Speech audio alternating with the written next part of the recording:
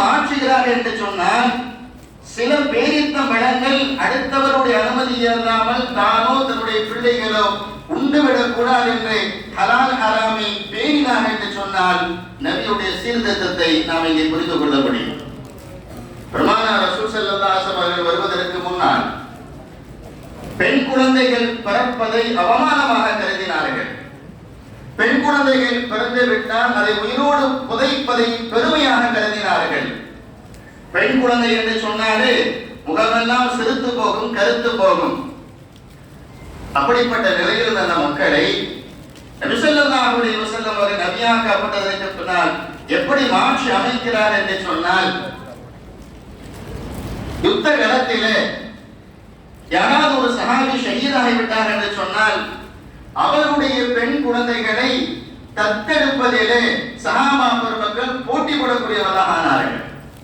தங்களுடைய பெண் குழந்தை அல்ல, யாரோ ஒரு முஸ்லிமுடைய சகோதரருடைய பெண் குழந்தை அவர் யுத்த களத்தில் ஷஹீதாகிவிட்டார், அவருடைய பெண் குழந்தையை நம்முடைய பெண் குழந்தையாக வளர்க்க வேண்டும் என்று ஆசைப்பட்டு உரிமை கொண்டாடக்கூடிய அளவுக்கு அவர்களை மாற்றி அமைத்தார்கள் என்று சொன்னால் எப்படிப்பட்ட சீர்திருத்தம் என்பதை நாம் விளங்கிக் கொள்ளலாம். அன்பானவர்களே, இன்று மதுபானத்தை ஒழிக்க வேண்டும் என்று பல பகுதிகளிலே மது ஒழிப்பு பேரணி நடக்கிறது, மது ஒழிப்பு மாநாடு நடக்கிறது, மது ஒழிப்பு பிரச்சாரம் நடக்கிறது.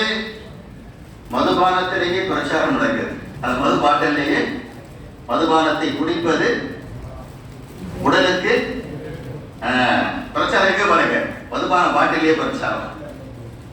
இந்த பிரச்சாரம் எல்லாம் எந்த விதமான மாற்றத்தையும் இங்கே கொடுக்கவில்லை. நித்தம் நித்தம் மதுபானத்திற்கு அடிமையாகக்கூடியவர்கள், போதை வசதிக்கு அடிமையாகக்கூடியவர்கள் அதிகரித்துக் கொண்டுதான் இருக்கிறார்களே ஒழிய குறைந்தபாடில்லை.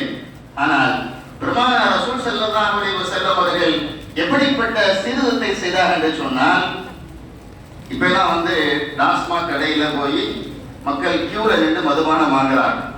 ரசூலுல்லாஹ்வுடைய காலத்துல மக்கா மாநகர மக்களும் சரி, மதீனா மாநகர மக்களும் சரி சொந்தமா வீட்டிலேயே தயார் பண்ணுவாங்க.